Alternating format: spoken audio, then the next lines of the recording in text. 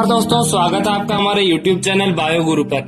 आज हम class 12 biology chapter 10 जिसका नाम है प्रकाश संश्लेषण का पार्ट 3 शुरू कर रहे हैं। आज हम पढ़ेंगे प्रकाश की प्रकृति। कल हमने क्या पढ़ा था? प्रकाश संश्लेषी वर्णकों के बारे में पढ़ा था, जिसमें पर्णहरित, कैरोटेनॉइड्स और फाइब्रोबिनिल्स के बारे में पढ़ा था। आज हम प्रकाश की प्रकृति के बारे में पढ़ेंगे कि जो सूर्य से प्रकाश आता है उसकी क्या प्रकृति होती है। तो जो पृथ्वी होती है उस पर ऊर्जा का मुख्य स्रोत सूर्य होता है।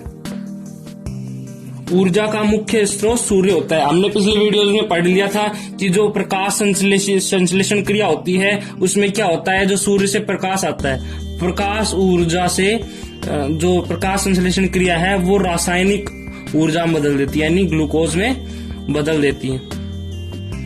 तो प्रकाश ऊर्जा कहां से आती है? सूर्य से। और जो पृथ्वी पर ऊर्जा का मुख्य स्रोत सूर्य से होता है, मतलब पृथ्वी पर जितनी भी ऊर्जाएं हैं वो सूर्य के प्रकाश की ऊर्जाओं के रूपांतरण है। सूर्य से जो ऊर्जा आती है वो प्रकाश के रूप में आती है या किरणों के रूप में आती है। सूर्य से जो ऊर्जा आती है, पृथ्वी पर जो भी सभी ऊर्जाएं हैं वो प्रकाश ऊर्जा का रूपांतरण है। तो सूर्य से ऊर्जा किस प्रकार आती है? किरणों के रूप में। सूर्य की किरणें किस रूप में होती हैं? विद्युत चुंबकीय तरंगे होती हैं। विद्युत चुंबकीय तरंगे होती हैं। ये बात आपको याद रखनी है कि जो सूर्य का प्रकाश, सूर्य की किरणें होती हैं वो विद्युत चुंबकीय तरंगे होती हैं। विद्युत चुंबकीय तरंगे होती हैं। अब ये विद्युत चुंबकीय तरंगे क्या होती हैं? विद्युत और चुंबकीय क्षेत्रों के बीच में जो तरंगे उत्पन्न होती हैं उन्हें विद्युत चुंबकीय तरंग कहते हैं। ये जो विद्युत चुंबकीय तरंगे होती हैं ये सूर्य से आती हैं, सूर्य से किरण के रूप में आती हैं और यही ऊर्जा का मुख्य स्रोत है। अब हम जानेंगे कि विद्युत चुंबकीय तरंगे किस प्रकार से आती हैं, उनकी वेव्स किस प्रकार से आती हैं। ये आप देख सकते हैं कि ये जो सूर्य से विद्युत चुंबकीय तरंगे होती हैं वो इस प्रकार से आती हैं। अब इनमें दो स्रंग होते हैं, जो ये ऊपर वाले हैं इन्हें स्रंग कहते हैं और ये जो नीचे वाला है इसे गर्त कहते हैं। दो स्रंग या फिर दो गर्त, इन दोनों की लंबाई समान होगी, इसे हम क्या कहते हैं? तरंग दैर्घ्य। तो जो विद्युत चुंबकीय तरंगे होती हैं उनकी तरंग दैर्घ्य असमान होती है। आप देख सकते हैं यहाँ पर इनकी जो तरंग दैर्घ्य है लैम्बडा, तरंग दैर्घ्य को लैम्बडा से प्रदर्शित करते हैं। ये जो लैम्बडा है ये कम है, जबकि यहाँ पर आप देख सकते हैं कि इनका जो तरंग दैर्घ्य है वो अधिक है। इस प्रकार जो विद्युत चुंबकीय तरंगे होती हैं उनमें तरंग दैर्घ्य अधिक होती जाती है। ये नैनोमीटर से किलोमीटर तक होती है। नैनोमीटर क्या होता है? 10⁻⁻⁹ मीटर, मतलब 1 मीटर से भी बहुत छोटी। और जो पृथ्वी तक आती ये किलोमीटर में पहुंच जाती है। तो अगर तरंग दैर्घ्य की जो विद्युत चुंबकीय तरंगे हैं इनकी तरंग दैर्घ्य जितनी कम होगी उनकी ऊर्जा उतनी ही अधिक होगी। इसके लिए एक सूत्र है,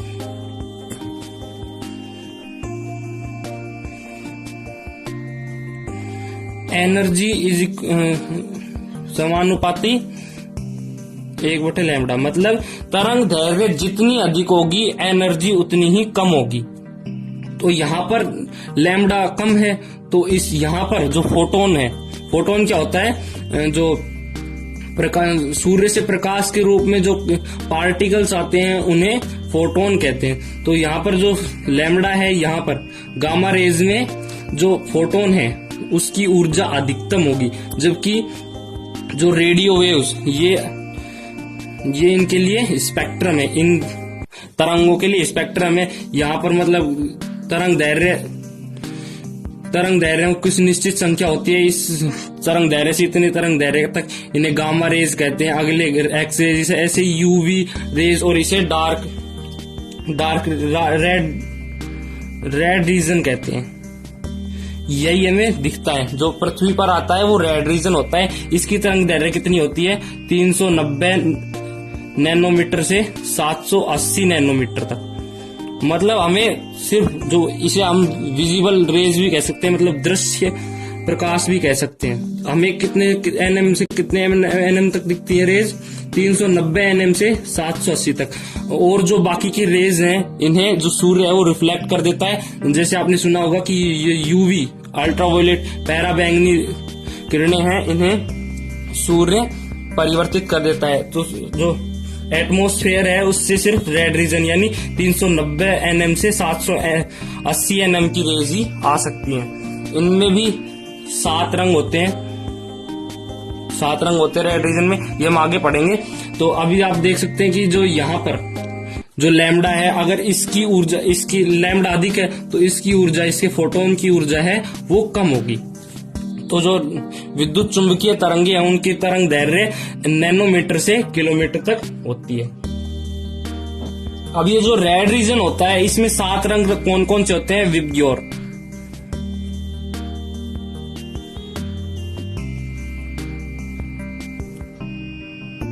ये विबग्योर होता है। वी से वॉयलेट, आई से इंडिगो, बी से ब्लू, जी से ग्रीन, वाई से येलो और ओ से ऑरेंज और आर से रेड। इनमें सबसे अधिक तरंग दैर्घ्य किसकी होती है? रेड की,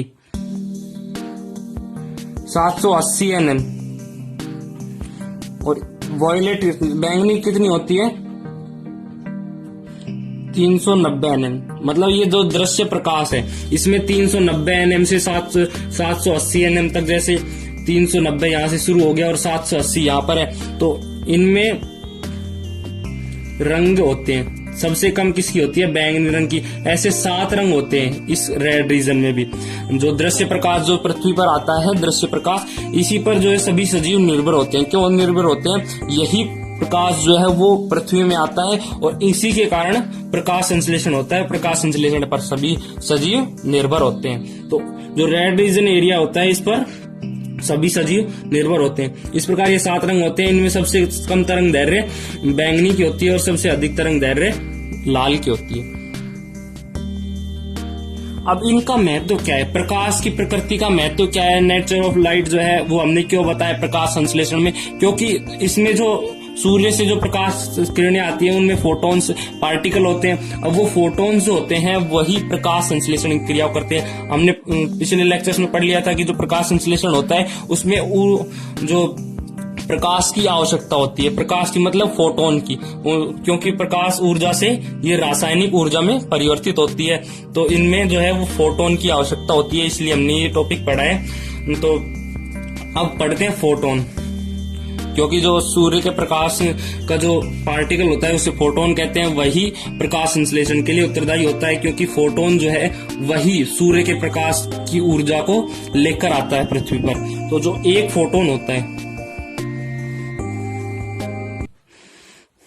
जो फोटोन होता है वो क्या करता है? क्लोरोफिल में आएगा, क्लोरोफिल में एक फोटोन क्लोरोफिल में आएगा, क्लोरोफिल में प्रकाशिक अभिक्रिया करेगा, ये हम आगे पढ़ेंगे। क्लोरोफिल में आएगा, क्लोरोफिल में आने के बाद हमने पढ़ा था कि जो जल होता है उसका ऑक्सीकरण हो जाता है और ऑक्सीजन का निर्माण होता है। तो जो एक फोटोन होता है वो प्रकाशिक अपघटन करता है, जल का प्रकाशिक अपघटन करता है और एक ऑक्सीजन का अणु मुक्त करता है।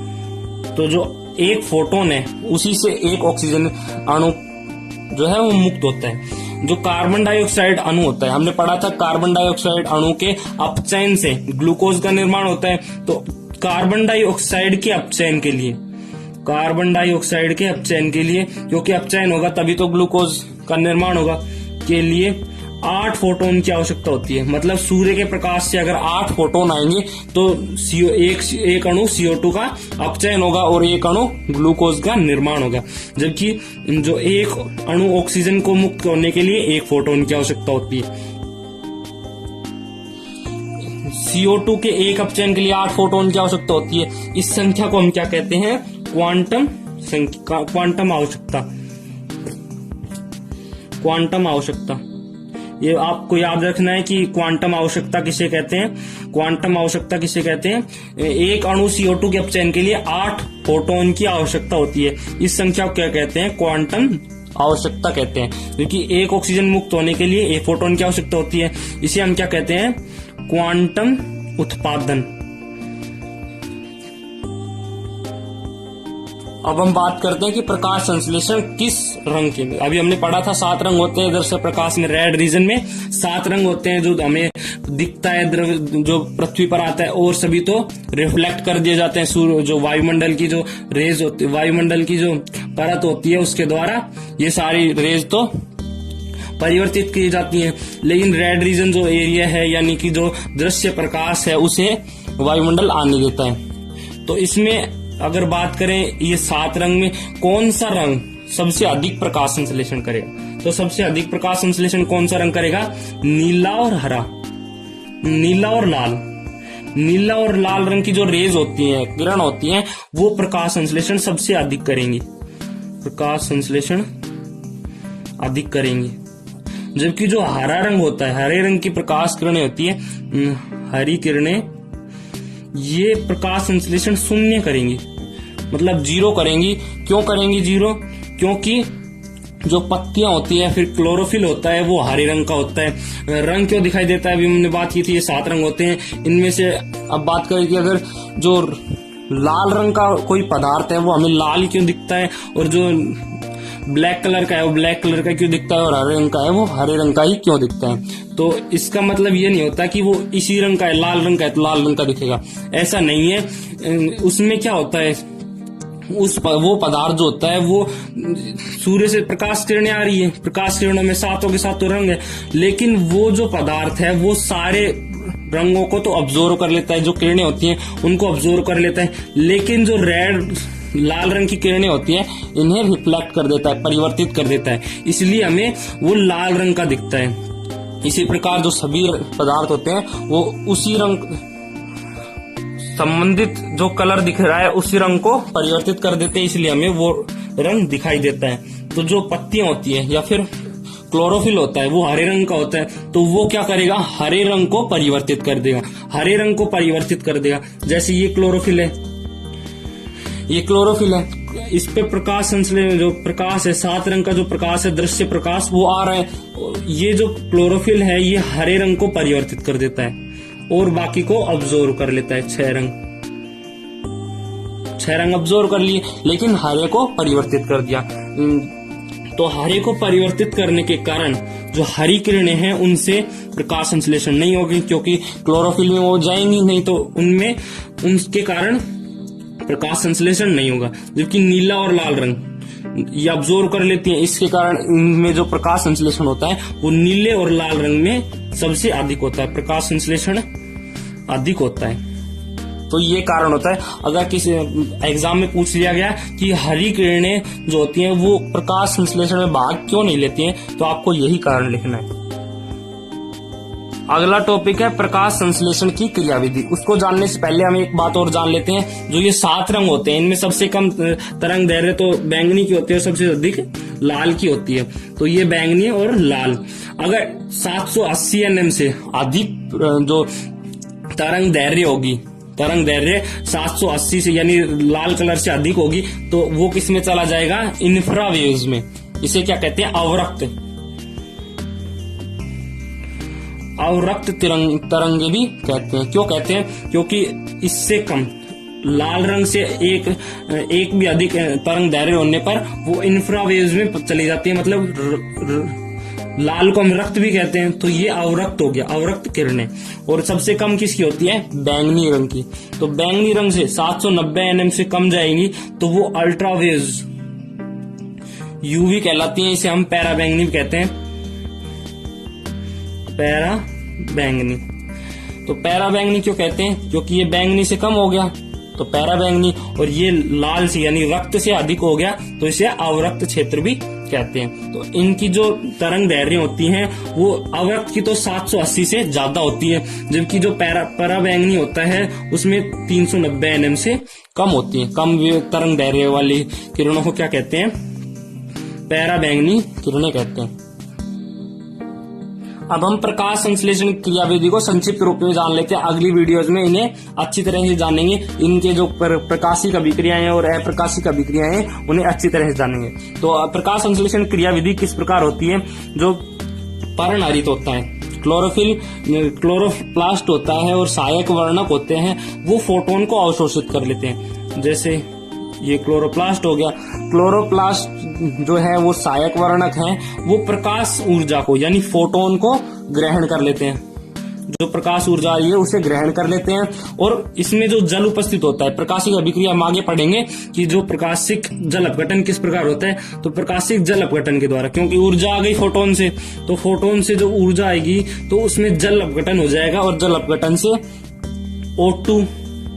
O2 मुक्त हो जाती है, H+ मुक्त हो जाते हैं और इलेक्ट्रॉन मुक्त हो जाते हैं। अब ये जो इलेक्ट्रॉन मुक्त हुए हैं ये प्रकाश तंत्र की विभिन्न इलेक्ट्रॉन ग्राहियों में चले जाते हैं।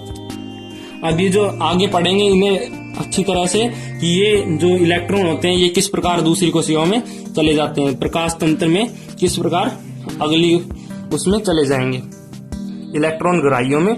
ये जो इलेक्ट्रॉन मुक्त होते हैं ये अगली इलेक्ट्रॉन ग्राहियों में चले जाएंगे। इनके जानने पर कुछ ऊर्जा मुक्त होगी, ATP और NADPH2। ये जो ATP और NADPH2 है ये ऊर्जा के रूप में मुक्त होगी, जो और कोशिका ये जो क्लोरोप्लास्ट होता है इनके द्वारा ये संग्रहित कर ली जाती है, मतलब एकत्रित कर ली जाती है। तो मतलब प्रकाश संश्लेषण जब फोटोन आता है तो जल अपघटन होता है, प्रकाशिक अपघटन होता है, उससे ऊर्जा मुक्त होती है, वो ये संग्रहित कर लेता है। अब इसको संग्रहित करने के बाद अब इसमें H2O का ऑक्सीकरण हो गया।